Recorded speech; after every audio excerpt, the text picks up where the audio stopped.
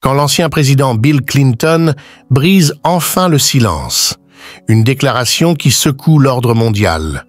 Pendant des décennies, les États-Unis ont été perçus comme le centre névralgique du pouvoir mondial, une superpuissance dont les décisions, bien que présentées comme rationnelles et stratégiques, ont souvent engendré des conséquences invisibles mais profondes pour d'innombrables nations, en particulier en Afrique. Derrière l'apparente stabilité du système international se cachait une série d'injustices que peu osaient nommer. C'est dans un bureau discret de New York, loin des projecteurs, que Bill Clinton, ancien président des États-Unis, feuilletait de vieux dossiers. 6 documents jaunis par le temps racontaient ses voyages officiels, ses discours, ses rencontres, mais surtout, il ramenait à la surface des souvenirs qu'il croyait avoir enfouis. Parmi eux, son séjour en Afrique. Je vous conseille de s'abonner pour tous les nouveaux actualités sur gouvernement Ibrahim Traoré. Il se revit en train de serrer des mains, d'écouter des voix pleines d'espoir, mais aussi de constater des réalités trop souvent ignorées par les grandes puissances. Ce jour-là, alors qu'il parcourait les pages, une image persistait dans son esprit, celle d'un peuple souvent relégué à la marge du système international. Un peuple qui, malgré les promesses, continuait de lutter pour sa souveraineté et sa dignité.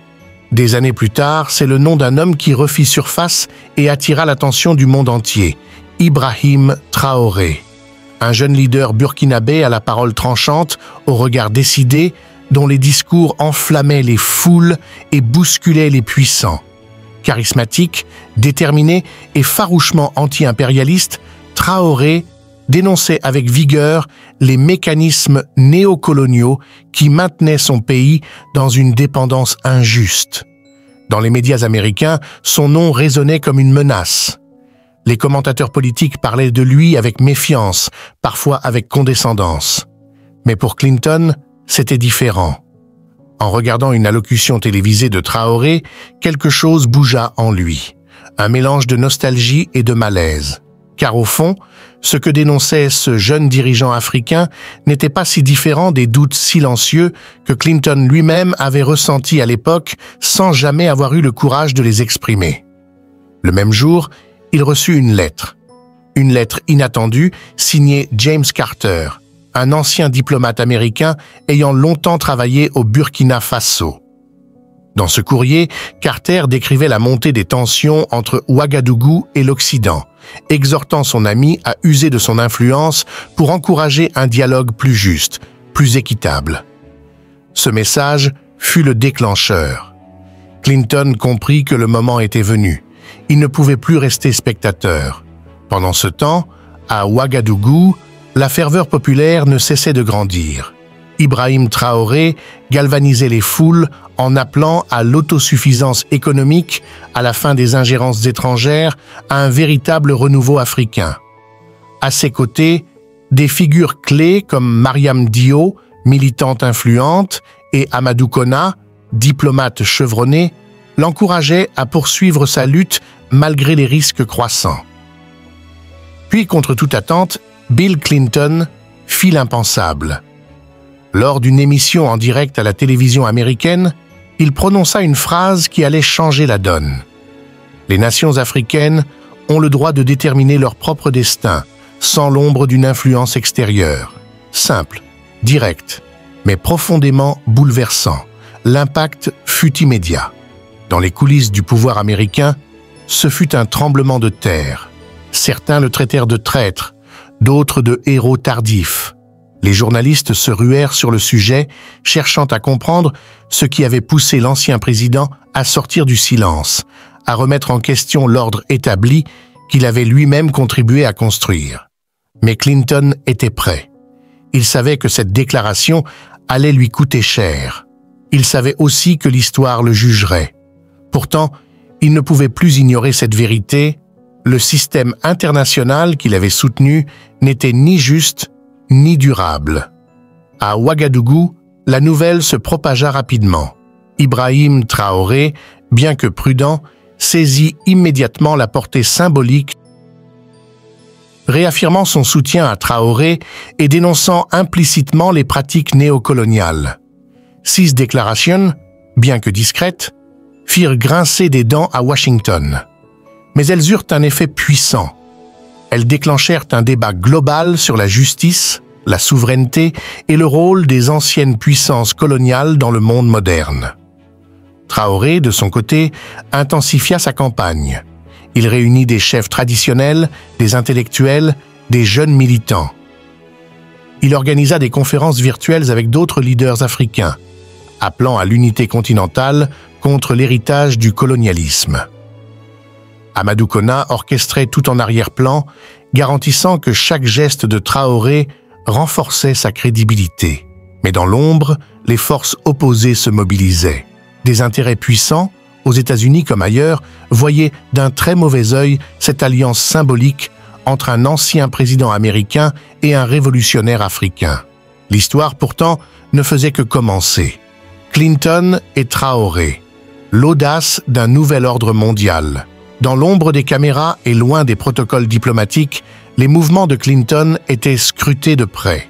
Il savait qu'en s'alliant à Ibrahim Traoré, figure montante du panafricanisme au Burkina Faso, il défiait non seulement les conventions politiques, mais aussi l'ordre établi de la diplomatie occidentale.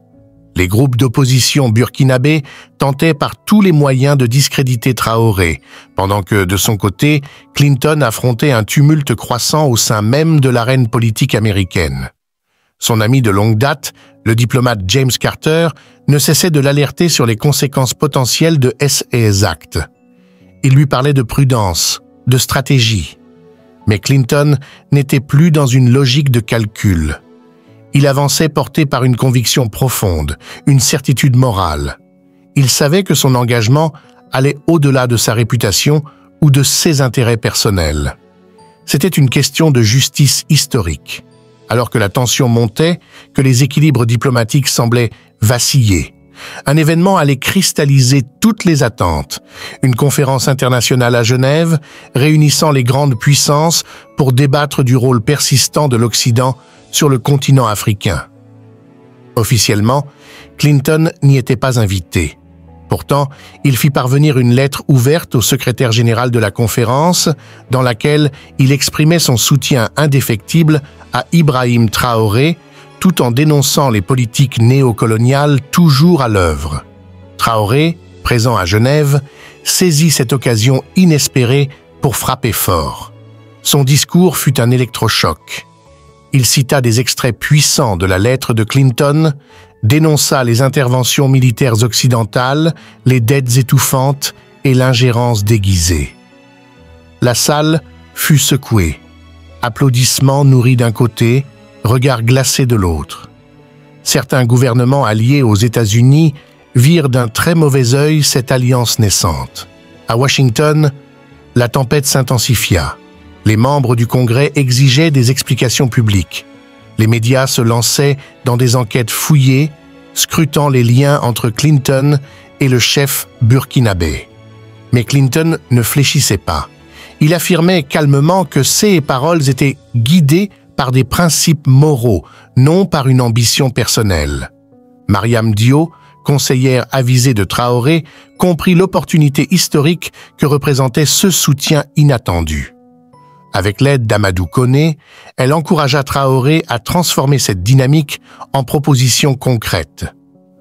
Ensemble, ils rédigèrent une série de revendications ambitieuses. Annulation partielle de la dette africaine, investissement durable, souveraineté militaire et fin des ingérences étrangères. Ce fut alors que Clinton franchit une nouvelle étape, plus risquée encore. Il annonça sa décision de se rendre personnellement à Ouagadougou. L'annonce fit l'effet d'un tremblement de terre diplomatique. Le monde entier fut stupéfait. Était-ce un défi lancé à la machine politique américaine ou le symbole d'une nouvelle ère géopolitique? Ibrahim Traoré accueillit la nouvelle avec une prudence mêlée d'enthousiasme. Il savait que cette visite pouvait soit renforcer sa légitimité internationale, soit l'exposer davantage à ses détracteurs internes. Mais il était prêt à prendre ce risque. L'histoire ne se construit pas dans l'attente, elle se forge dans les gestes forts. Lorsque Clinton posa le pied sur le sol burkinabé, c'était bien plus qu'une visite. C'était un acte fondateur. À Ouagadougou, la foule s'amassa par milliers pour apercevoir l'ancien président américain. Une cérémonie sobre, mais profondément symbolique, fut organisée. Le monde entier regardait. Durant son séjour, Clinton parcourut les rues, visita des écoles, écouta les récits poignants des habitants touchés par les politiques occidentales. Il reconnut publiquement les erreurs du passé, appelant à une révision complète des relations.